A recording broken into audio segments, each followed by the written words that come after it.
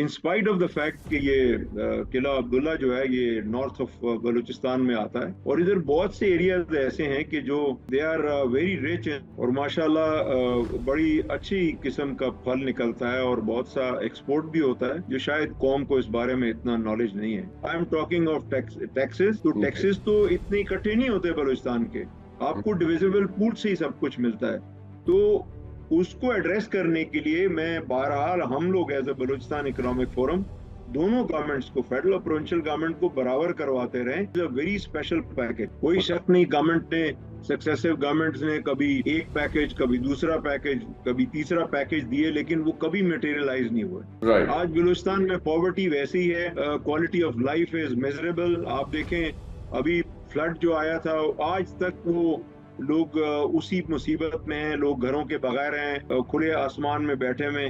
लेकिन every time we hear from government ji ये घर बनेंगे, इतने हजार घर बनेंगे, लोगों को सपोर्ट मिलेगी। तो ये अनफॉर्चुनेट है। I believe that there is a gap between understand कि ग्वादर में 300 मेगावाट का चाइना ने अप्रूव किया कि हम पावर प्रोजेक्ट लगाएंगे, और वो कोल फायर्ड पावर प्रोजेक्ट होगा। वो कोई ना कभी इन्वायरमेंटल इशू बन जाता है, कभी जोग्राफिकल इशू बन जाता है कि जी ये साइट ठीक नहीं है। इसको दुनिया में दो लोगों की विन विन सिचुएशन है, इधर you are a very big consumer market जहाँ पे इंटरनेशनल इकोनॉमिक्स का इंटरेस्ट हो, या आप बहुत बड़ी प्रोसेसिंग इकोनॉमिक्स। इसके अलावा कोई दो चीजें नहीं है।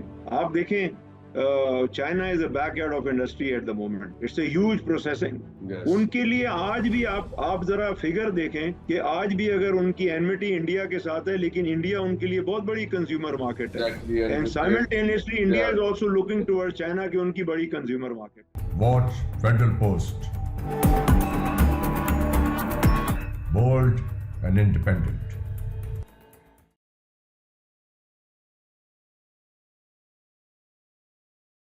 अस्सलाम वालेकुम, आप देख रहे हैं फेडरल पोस्ट और मैं हूं हसन जफर, और हमारे साथ इस वक्त मौजूद हैं जनाब सरदार शौकत बबुलजई साहब। Balochistan economic forum think tank को हेड करते हैं और हमें इस वक्त ऑनलाइन ज्वाइन कर रहे हैं। अस्सलाम वालेकुम सरदार साहब। वालेकुम अस्सलाम। सर, बलूचिस्तान की सूरत हाल पे आपसे ज़रा हम समझना चाहते हैं वहाँ की सूरत हाल को। पाकिस्तान के जो सबसे पसमानदा 20 अजला हैं उसमें से 16 बलूचिस्तान में मौजूद हैं, और उसमें सबसे पसमानदा ज़िला जो है पाकिस्तान का वो 96% शरह गुर्बत के साथ किला अब्दुल्ला वो बलूचिस्तान में है। ये सूरत हाल क्यों है बलूचिस्तान की? देखिए बलूचिस्तान, सबसे पहले तो मैं शुक्रिया अदा करूंगा आपका giving me this chance to speak to you. दूसरा एक कि अब बलूचिस्तान को अगर आपने पूरा समझना है तो उसकी geography, demography, everything you have to learn about it. Balochistan is 47% of the country, population merely 1.3 million, which is much lesser than in even Karachi city. ये अनफॉर्चुनेट फैक्ट है। जी। अब आपने किला अब्दुल्ला का एग्जैक्ट किस मायने में जिक्र किया, वो दोबारा से मुझे जरा उसको समझाइएगा। हमारे पास जो फिगर है वो ये है कि किला अब्दुल्ला जो है वहां पे शरह गुर्बत यानी जो पॉवर्टी लाइन से नीचे लोग जिंदगी गुजार रहे हैं उनकी तादाद 96% है। ये हमारे पास एक फिगर मौजूद है। Is that correct? या it is, but the unfortunate fact is कि अगर आप साउथ में चले जाएं टुवर्ड्स द मकरान कोस्ट, जी। उधर भी हालात ऐसे ही हैं। अच्छा। हालात अच्छे नहीं है। We can not talk of single area, Qila Abdullah या किला सैफुल्ला या तुरबत या पंजगुर। जी। It's many districts which have the similar problem, which is unfortunate. Yes. So why is that? ये है सवाल, ऐसा क्यों है? तो मैं इसको डेमोग्राफिक उस पर्सपेक्टिव में आपसे अर्ज कर, और पाकिस्तान बनने के बाद अभी तक वो ट्राइबल सिस्टम जो है वो चेंज नहीं हुआ। ओके। तो एक एक अपनी डिसीजन मेकिंग में इतना आजाद नहीं है। तो जो जोग्राफिकल बुरा नहीं लगेगा ये बात करने का कि जो बॉर्डर जितना है वहां पे मैं उसको ट्रेडिंग कहता हूँ, लेकिन अगर आपकी या हमारे और साथी उसको स्मगलिंग बोलेंगे, तो उनके पास कोई और अपॉर्चुनिटी ही नहीं है अनफॉर्चुनेट। 1200-1300 किलोमीटर बॉर्डर है अफगानिस्तान, फिर इससे थोड़ा सा कम है ईरान बॉर्डर है। मोस्टली उधर यही काम होता है, लोग बेचारे कारोबार करते हैं, इधर की चीज इधर उधर की चीज। In spite of the fact कि ये किला अब्दुल्ला जो है ये नॉर्थ ऑफ बलूचिस्तान में आता है, और इधर बहुत से एरियाज ऐसे हैं कि जो दे आर वेरी रिच, और माशाल्लाह बड़ी अच्छी किस्म का फल निकलता है और बहुत सा एक्सपोर्ट भी होता है, जो शायद कौम को इस बारे में इतना नॉलेज नहीं है। जी। कीनू आएगा, वो एक्सपोर्ट हो जाए, डेनमार्क या बांग्लादेश चला जाए, जो एक्सपोर्ट होता है उसका जिक्र नहीं होता इस चीज। अच्छा। अगर आप TDEP ट्रेड डेवलपमेंट अथॉरिटी के फिगर्स लें, तो जो मेजर एक्सपोर्ट है बलूचिस्तान से वो बिल्डिंग स्टोन है, जिसमें मार्बल, ओनेक्स, ग्रेनाइट भी है। जी। तो वो कभी भी बलूचिस्तान के इकोनॉमिक्स में ऐड नहीं होता, वो ऐड होता है या कराची से या किसी और शहर से, क्योंकि ऐसा क्यों कराची है? में सारे, पार्डन, ऐसा क्यों है? उसकी वजह है कि बलूचिस्तान में इंडस्ट्री नहीं है। हम्म। फ्रूट की बात करता हूँ तो पैकेजिंग इंडस्ट्री नहीं है, स्टोन की बात करता हूँ तो प्रोसेसिंग इंडस्ट्री नहीं है। तो right. Ultimately it comes down towards Karachi. Karachi में सारी इंडस्ट्री लगी हुई है, तो वो टैक्स भी ये लोग देते हैं, तो अल्टीमेटली ये उनकी बुक्स में चला जाता है, और फिर जब एक्सपोर्ट होता है तो इधर से ही काउंट किया जाता है, बलूचिस्तान से काउंट नहीं किया जाता। राइट। ये एक अनफॉर्चुनेट फैक्ट है जो मैं आपको अर्ज कर रहा हूं। तो अगर इसके रेफरेंस से जो आपने मुझे क्वेश्चन किया पॉवर्टी का जी। या जो इकोनॉमिक सिचुएशन है, तो वाजह हो जाएगी कि वो क्यों है ऐसा सिचुएशन। उसकी वजह है कि in in real economic sense economics Balochistan में है ही नहीं। ओके। आप ये देखिए कि वहाँ पे मिनरल में अल्हम्दुलिल्लाह नेचुरल रिसोर्सेज में खजाने पड़े हुए हैं। जी हाँ। अभी रिकोडेक केस आपके सामने है, सैंडक कॉपर प्रोजेक्ट Exactly. जो है 30 साल से प्रोसेसिंग हो रही है, लेकिन आज भी अगर मैं या आप उनसे फिगर मांगे तो आपको प्रॉपर फिगर नहीं मिलेंगे उस बात के कि कितना एक्सपोर्ट हो रहा है, बलूचिस्तान सूबे को कितना मिलता है, फेडरल गवर्नमेंट को कितना मिलता है। I have a curious question Sardar साहब, वो ये कि एनएफसी के बाद तो हमारे यहाँ वसाइल की तकसीम हो गई, चाहे वो आबादी के हिसाब से, चाहे उसमें जोग्राफिया के हिसाब से, जैसे भी वो तकसीम हो रही है, एग्रीड अपॉन फॉर्मूला है, या उसे अपडेट होने की ज़रूरत है? एक तो ये सवाल हो गया कि क्या एनएफसी को अपडेट होने की ज़रूरत है उस फॉर्मूले को, और लेकिन जो भी उससे फंड्स जा रहे हैं वो फंड्स डेवलपमेंट में आपका क्या ख्याल है, नजर आते हैं वो वहां पे बलूचिस्तान की तरक्की में जो डेवलपमेंट के फंड्स जा रहे हैं, या खुद बुर्द हो गए? पहले तो मैं एड्रेस करूंगा आपका पहला क्वेश्चन कि डेफिनेटली एनएफसी नीड रिवीजन, और जो प्रीवियस एनएफसी है 2 साल से तो वो पोस्टपोन कर रहे हैं, उसकी प्रॉपर मीटिंग भी नहीं हुई, और वो बहुत जरूरी है, उसको रिवीजन होना जरूरी है। जी। मैं फिर बाद में इस चीज पे आऊं कि बलूचिस्तान की जो इकोनॉमिक्स है उसको एड्रेस क्या किया जाए, और उसमें government of Balochistan 47% of country को केटर करने के लिए वो वर्टिकल या हॉरिजेंटल किस तरफ जाए, वो इंफ्रास्ट्रक्चर डेवलपमेंट करे, वो हेल्थ को देखे, वो एजुकेशन को देखे, वो पॉवर्टी एलिवेशन के लिए काम करे। There are factors.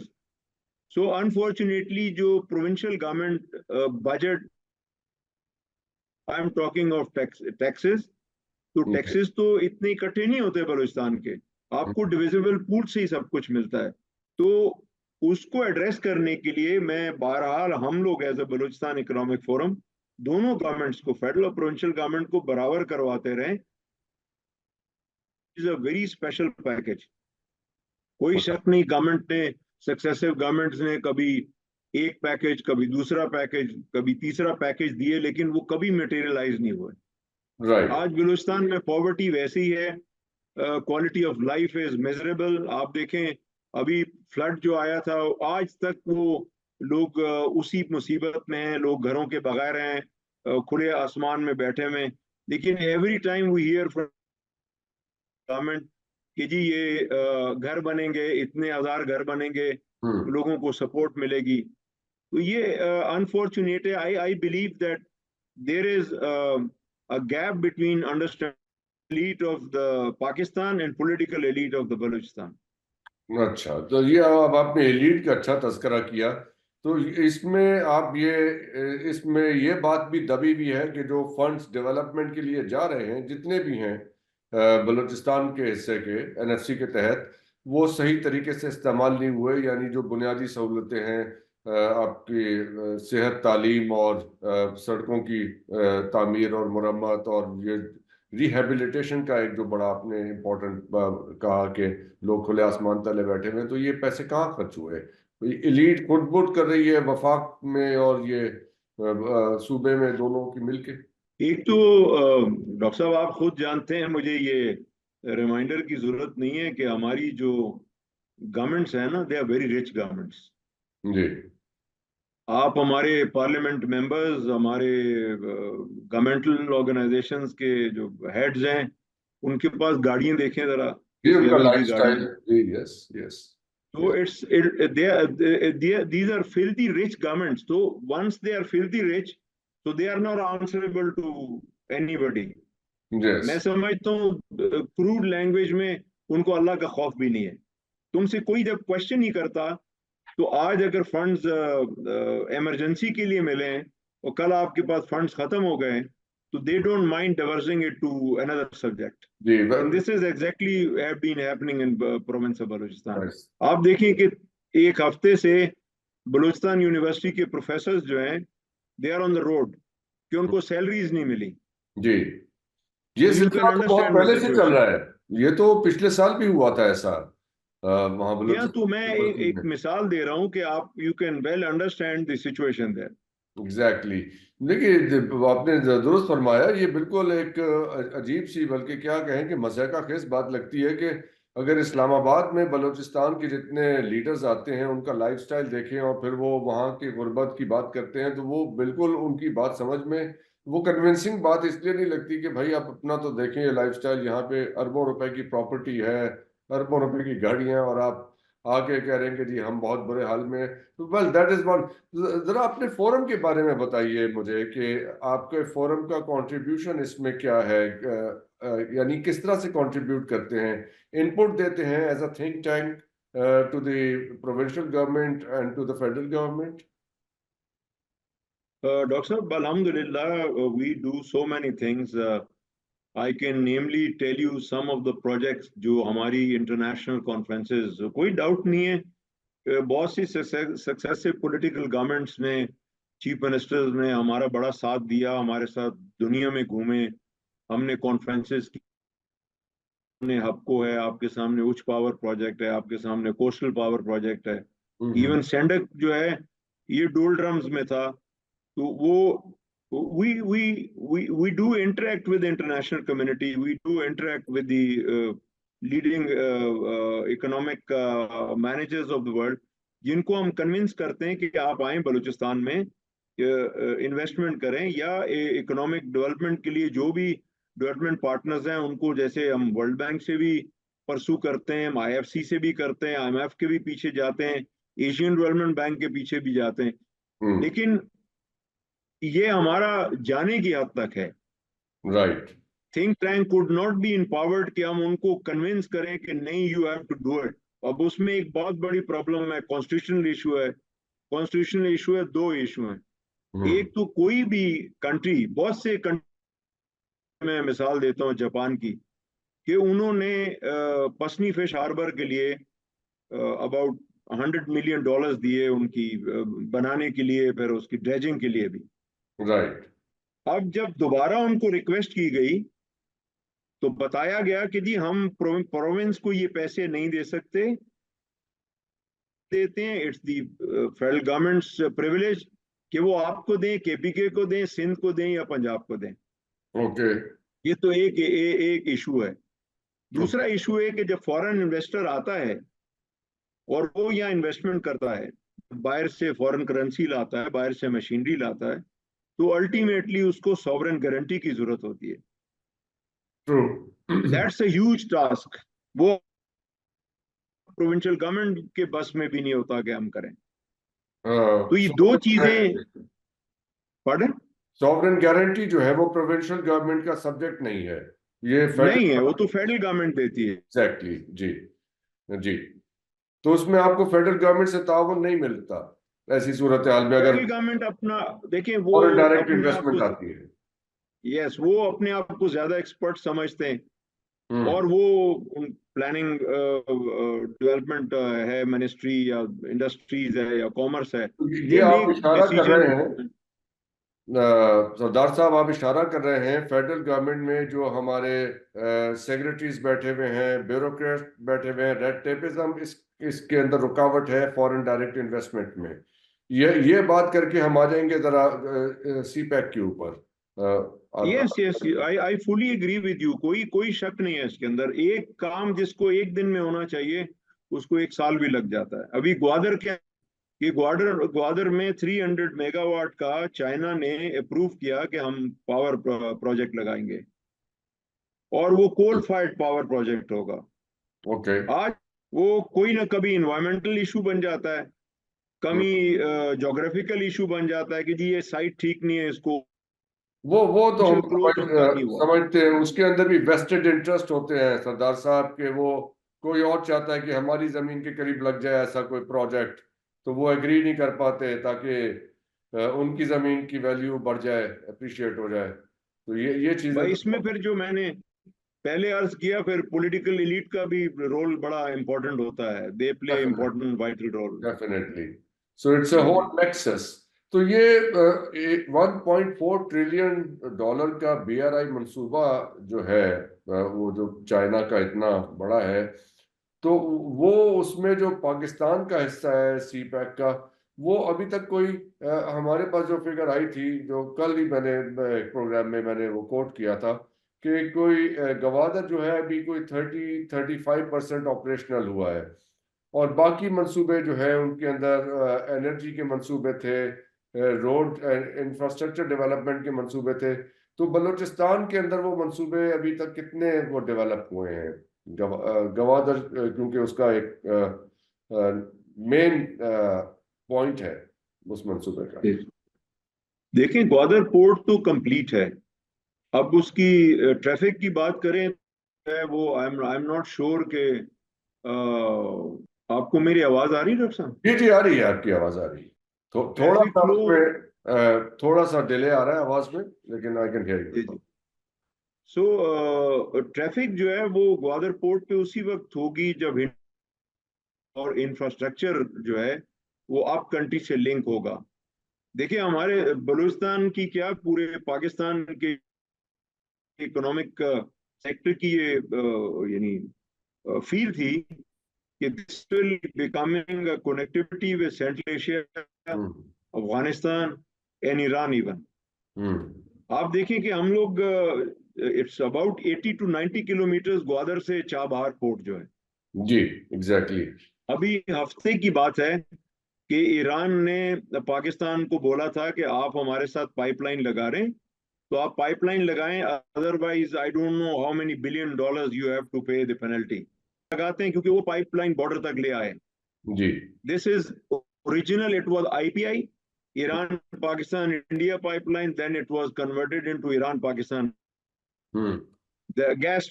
गैस की मैं बात कर रहा हूँ। जी गैस तो पर। पाकिस्तान ने फिर अमेरिका को लिखा कि जी हम लोग तो सैंक्शन में, आप काइंडली इसको अलाउ करें ताकि हम इकोनॉमिक इंटरेस्ट में, लेकिन अमेरिका डिसअप्रूव्ड इट। ये एक चीज है। अब on the contrary Chabahar port जो है वो फुल एक्टिव है माशाल्लाह, उधर ट्रैफिक जबरदस्त चल रही है। और ईरान जो है उसको फाइनेंस कर रहा है, सॉरी इंडिया फाइनेंस कर रहा है। और इंडिया ने चाबहार से अफगानिस्तान रोड भी बना दी है। अब रेल लिंक बन रहा है, which may be in 3 months rail link will link to that. तो अफगानिस्तान जो है वो फर्दर कोई मोटिवेशन मिली कि वो $35 मिलियन इन्वेस्ट करना चाह रहा है चाबहार के अंदर, कि फर्दर जो है उसको हम आगे चल सकें। जी अब किसी जमाने में कोई 3 बिलियन, तो ये डाइवर्जन हो रही है।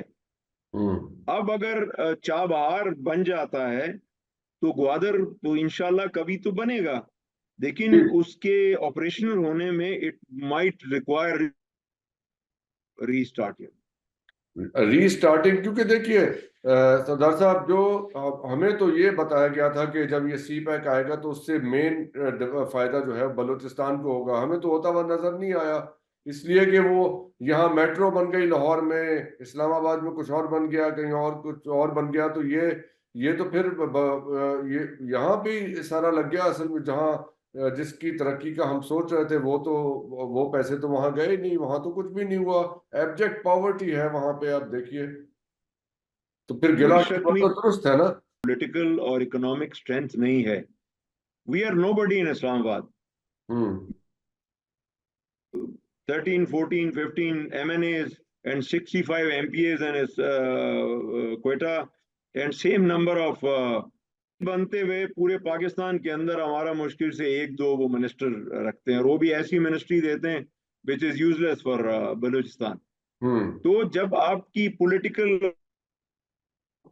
तो आप फिर रिसीविंग एंड पे हैं, गिविंग एंड पे नहीं है। हालांकि देखिए बलूचिस्तान ने गैस से पूरा एम्पावर किया पाकिस्तान को, तो एग्जैक्टली हमें रिसीविंग एंड पे होना चाहिए। फेडरल गवर्नमेंट का और दूसरे सूबों का दिल बहुत बड़ा होना चाहिए कि बलूचिस्तान को आज इस वक्त में एम्पावर करें। मैं तो मानता हूं कि ये तो आपके यहाँ पे देखें, आपके तो बलूचिस्तान में अगर आबादी कम है तो आपके पंजाब में और सिंध में और केपी में यहाँ पे आपके दोस्त मौजूद हैं। हम जैसे आपके दोस्त मौजूद हैं, तो हम तो आवाज उठा रहे हैं। तो अब ये तो नहीं समझिए कि आप इसमें अकेले हैं। हमारा भी एक सेंस ऑफ ओनरशिप तो है ना, हमारे मुल्क का हिस्सा है। नॉट तो ये सिचुएशन तो है, लेकिन एक इल्जाम पीटीआई की गवर्नमेंट पे लग रहा था कि इन्होंने सी पैक मंसूबे को स्लो कर दिया, उनकी तरफ से कोई रुकावट आई, कोई उनकी दिलचस्पी नहीं थी। क्या सूरत है, क्या हकीकत क्या है इन बातों में? देखिए, पॉलिटिकल एंगल से देखें, पीटीआई ने ही ग्वादर ये सॉरी सीपेक अथॉरिटी बनाई थी, जी और फिर उस सीपेक अथॉरिटी को खत्म भी कर दिया। जी तो फिर जो ऐसे इनमेच्योर मेजर्स लिए जाते हैं और फिर उनको फिजल आउट किया जाता है, then you give a very wrong message to the world that this is G what. उनके जमाने में ग्वादर भी थोड़ा स्लो हुआ, और वो नेचुरल भी था, और फिर गवर्नमेंट की अपनी भी नेग्लिजेंस थी। तो मैं समझता हूं कि आपके पीछे तो एक पूरा सेटअप है ना, there are so many ministries, so they are answerable. आपने स्टेट टू स्टेट एग्रीमेंट किया, how come a political government can deviate from there? There should be some understanding within, कि नहीं, आपका ये जो होमवर्क होना आप चाहिए, कि आपकी इंटरनल डिस्कशन हो, इंटरनल डिसीजन हो कि जी इसको स्लो डाउन करना है या हमने करना ही नहीं है। जी ठीक है, तो जी इस वक्त तो ग्वादर सीपेक को आप छोड़ दें पीछे।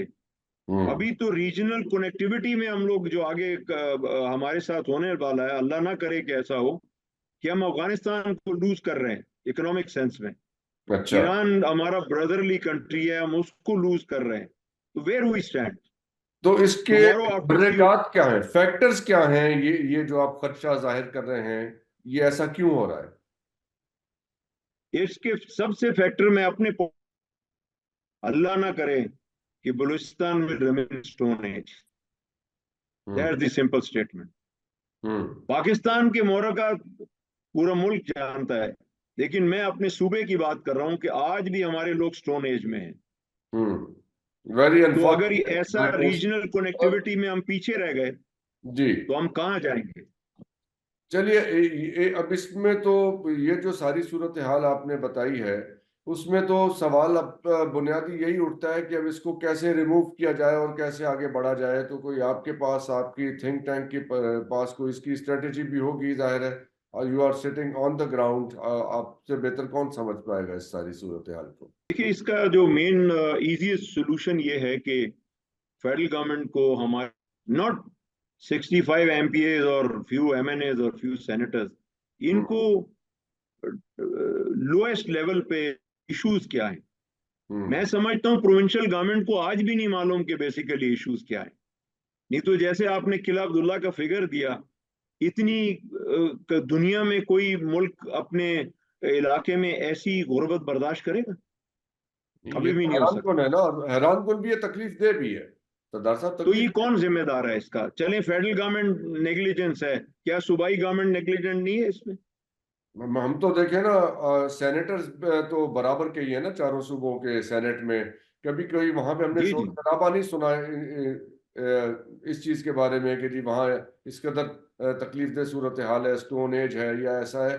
तो जब आवाज ही नहीं उठा रहे, और आप जैसे लोगों की तरफ से जो जो अपना एक आपका डेवलपमेंट फोरम है, अपना थिंक टैंक चला रहे हैं, तो आप लोगों से ही हम ये लर्न कर रहे हैं ना।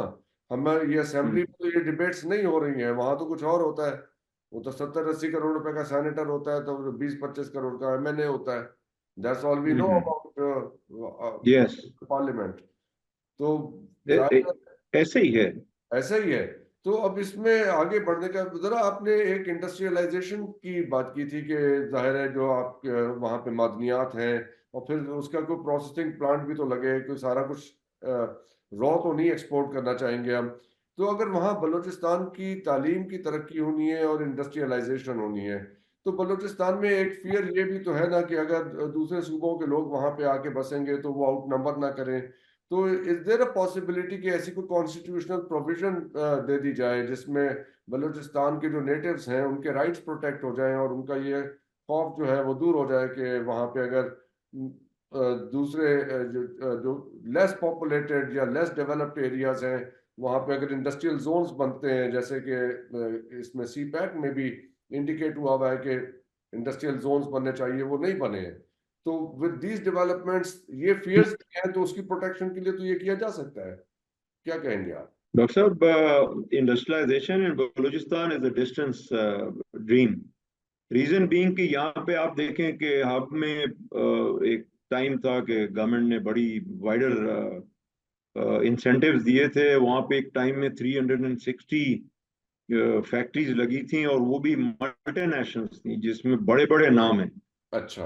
लेकिन वो पुल आउट कर गए, और आज कोई 150 175 इंडस्ट्री रह गई है, क्योंकि वो जो इंसेंटिव का टाइम था वो खत्म हो गया। ओके। बाकी इंडस्ट्री वहां लगेगी जहां आप पानी दे सकते हैं, जहां बिजली दे सकते हैं, जहां गैस दे सकते हैं। तो सही। जिस सूबे में अभी ये खुद सूबा ये चीजें नहीं एंजॉय कर रहा, तो आप इंडस्ट्री को कैसे देखते हैं? मैं मेरी जो फोरम की जो रिकमेंडेशंस हैं, वो number one is that Balochistan economy is 67% dependent on agriculture. So you must 67 empower। 67 agriculture पे है, हालांकि वहाँ जैसे आपके यहाँ मिनरल की जिस कदर जी हाँ, मिनरल मैं आ रहा हूँ उस कार पर। मौजूद है। लेकिन मैं ये बात कर रहा हूँ कि जिसमें इमीडिएट मिनरल, हमारे पाकिस्तान में कोई ऐसी कंपनी नहीं है जिसके पास उस लेवल का सरमाया या टेक्नोलॉजी हो कि वो मिनरल प्रोजेक्ट शुरू करे। हम्म। एक अच्छा मिनरल प्रोजेक्ट लगाने के लिए भी आपको 5 साल चाहिए। अच्छा। आपको बलूचिस्तान की इकोनॉमिक्स को रन करने के लिए instant you have to start the economic sectors, which is number one is agriculture, number two is livestock, and number three is fisheries. We have 770 kilometers long coastal area, हम्म। और marine resource अल्हम्दुलिल्लाह हमारा बहुत है। तो इन तीन चीजों को अगर आप ये कंसंट्रेट करें, तो बलूचिस्तान की he will own the province, and ultimately he will own the country also. जी। जी। तो ये जो मेरे जहन में, मैंने एक आर्टिकल लिखा था आज से कोई 4-5 महीने पहले फ्राइडे टाइम्स में। उसमें मैंने ये तजवीज़ किया था कि एक तो बलूचिस्तान में इंडस्ट्री को मूव किया जाए, क्योंकि यहाँ एनवायरमेंटल इश्यूज भी बहुत सारे हैं। तो जो लेस पॉपुलेटेड एरियाज हैं या बैरन एरियाज हैं बलूचिस्तान के, तो वहाँ पे फॉर एग्जांपल ये तो आप ही बता सकते हैं या कोई और रिसर्च करके बताया कि किस किस्म की इंडस्ट्री वहां पे लगनी चाहिए। और ये मेरा, और मैंने ये भी तजवीज़ किया था, may be just a wishful thinking, के बलूचिस्तान को प्रोटेक्ट और उसको डेवलप करने का अच्छा तरीका ये है कि हमें अपना दारुल हुकूमत कोयटा शिफ्ट कर देना चाहिए। इस तजवीज़ को कैसे देखते हैं? करेगा। नवाब असलम रईसानी सर्दियों का बलूचिस्तान का अपना कैपिटल जो है, provincial capital, he wanted to shift it to Gwadar in winters only, okay. ताकि उधर ही कुडंट डू दैट। तो ये तो बहुत बड़ी बात है कि आप फेडरल कैपिटल यहाँ पे शिफ्ट कर दें। लेकिन जो मैं अर्ज कर रहा हूँ डॉक्टर साहब, कि सबसे पहले आपने जो सूबे के लोग हैं उनको प्रायोरिटी देनी है अपनी इकोनॉमिक्स के अंदर। जी। अगर आज मैं, आप और कोई साहब भी वहाँ एंटिटी भी इंडस्ट्री लगाए, तो उधर लोगों को सिर्फ मजदूरी मिलेगी। हमारे लोगों के पास एजुकेशन नहीं है कि वो मैनेजर भी इवन। जी नहीं, तो वो उसमें दोनों चीजें हैं ना, कि तालीम का भी निजाम साथ ही प्रमोट यस, किया जाए और इंडस्ट्री भी साथ की जाए, तो बच्चे पढ़ जाएंगे, 5 6 7 8 10 साल आप में सब चेंज हो जाए। आप फॉर अ वाइल इकोनॉमिक्स का पहिया चला लें बलूचिस्तान के अंदर, कि लोगों को पैसे कमाने का मजा आ जाए, और उनको ये हो कि अल्लाह ताला ने जो नेमतें हमें नवाजी हुई हैं हम उनको मल्टीप्लाई कर सकते हैं, and we can make our economics and we can contribute to national economics also. तो उसके लिए उन्हीं सेक्टर्स को आपको पकड़ना होगा। ऐसा आएगा जब एग्रीकल्चर खूब चलेगा, लाइफ स्टॉक चलेगा, आपको तो इंडस्ट्री चाहिए ना, जी। तो आप इंडस्ट्री के ये बगैर तो ये नहीं चल सकते। ये फिर बात हम वापस आ जाते हैं सीपैक वाली बात पे, कि सीपैक पे तो ये था कि वहाँ इंडस्ट्रियल जोन्स बनेंगे और एनर्जी प्रोजेक्ट्स वहाँ पे बन जाएंगे। तो जो आप कह रहे हैं कि ये दो चीज़ें होनी ज़रूरी हैं, कि एनर्जी होगी तो इंडस्ट्री लगेगी, तो वो मंसूबे क्यों कब तक आपको लगता है मुकम्मल हो जाएंगे? वो BRI belt and road initiative वाले भी, और वो तो $1.4 ट्रिलियन का है, और बाकी सीपैक की जितनी इन्वेस्टमेंट थी चाइना में, चाइना ने जो की थी, ये मंसूबे आपको कब तक अबाउट लगते हैं? $65 बिलियन। $65 billion, yes. जी जी। अब डॉक्टर साहब अर्ज ये कि ये बड़ी वो ब्लंट स्टेटमेंट हो जाएगी कि the two political parties and two political leaders who actually claim to own the CPEC. One is President Asif Zardari, ji second is Sharif family, Mia Nawaz Sharif and Mia Shahbaz Sharif. Now they are again coming at that level. मैं समझता हूँ उनसे technical mistake हुई beginning में, कि उनको ये बड़े प्रोजेक्ट तो करने थे। जी आप करते, आपने एनर्जी के प्रोजेक्ट किए, पावर हाउस लगाए, आपने कहा जी हम रोड बनाएंगे, हम ग्वादर बनाए आप, लेकिन साइमल्टेनियसली इनको B2B डायलॉग इशू करना चाहिए था। जी। चाइना के बहुत सी इंडस्ट्री जो है, एसएमईज जो है, they are relocating themselves to other part of the world. Hmm. तो दुनिया भी उसको अप्रिशिएट कर रही है, वो जा रहे हैं। तो इसी तरह हमें भी ऐसा करना चाहिए था कि हम ये टाइम वेस्ट नहीं करते। 10 साल हो गए सीपेक को, जी तो हम आज 4-5 साल में कम से कम B2B करते, काइंड प्रॉपर सिक्योरिटी अरेंजमेंट्स करते, और चाइनीज बिजनेसमैन को इधर इनिशिएटिव करते और आगे चलते। जी। लेकिन वो हमने किया नहीं। हम्म। तो अब ये दोनों हजरात तो अब गवर्नमेंट में वापस आ गए, इनकी पार्टीज, और जरदारी साहब ने तो प्रेसिडेंट शी को एक लेटर भी लिखा है। जरदारी साहब ने ही ये ईरान के साथ गैस पाइपलाइन का मंसूबा भी इनिशिएट किया था जाने से कुछ अर्सा पहले, जब वो उनकी प्रेसिडेंसी के आखिरी दिन थे 2008 में। तो अब now he is back in place, और मियाँ साहब की पार्टी भी अब उनकी तो गवर्नमेंट है वफाक में, फेडरल गवर्नमेंट। तो और तो आपको लगता है कि अब ये चीजें इन लोगों के आने से ठीक हो जाएंगी, या ये बेहतर हो जाएंगी, या तरक्की ज्यादा तेजी से ये मंसूबे मुकम्मल होंगे? मैं समझता हूँ होनी चाहिए और इनको करनी भी चाहिए। देयर विल बी करनी नो तो एक्सक्यूज फॉर देम। नहीं, नो एक्सक्यूज, करनी तो खान साहब की गवर्नमेंट को भी चाहिए थी। उन्होंने सीपैक अथॉरिटी बनाई, फिर उसी खुद ही उसे डिसमेंटल भी कर दिया। आई डोंट नो कि इसके पीछे क्या राज थे। 1 स्टेप फॉरवर्ड 2 स्टेप बैक, ऐसे ही चल रहा है यहाँ तो ये। तो आपकी क्या स्ट्रॉन्ग होप्स हैं जरदारी साहब के साथ? नहीं, बिल्कुल दोनों से है, दोनों पार्टी से है, क्योंकि दे ओन इट। कि वो कहते हैं, एक कहता है हम लेके आए, दूसरा कह रहा है हम लेके आए, कोई शक नहीं। दोनों लेके आए प्रॉब्लम उससे। ये है कि वो एक पार्टी डिसीजन मेकिंग इंफ्रास्ट्रक्चर तो आपका वही है ना, वो तो चेंज नहीं हुआ। जी वही लोग बैठे हुए हैं जो चला रहे थे, जी उनको डायरेक्शन चाहिए। मैं अक्सर, if we need to follow we should follow Dubai. जी। आप देखिए दुबई में आर्च राइवल हमारा इंडिया जो है, हम लोगों वहां जाते हैं तो उनके साथ ऐसे हम बात नहीं करते कि आप इंडियन है या मैं पाकिस्तानी हूँ।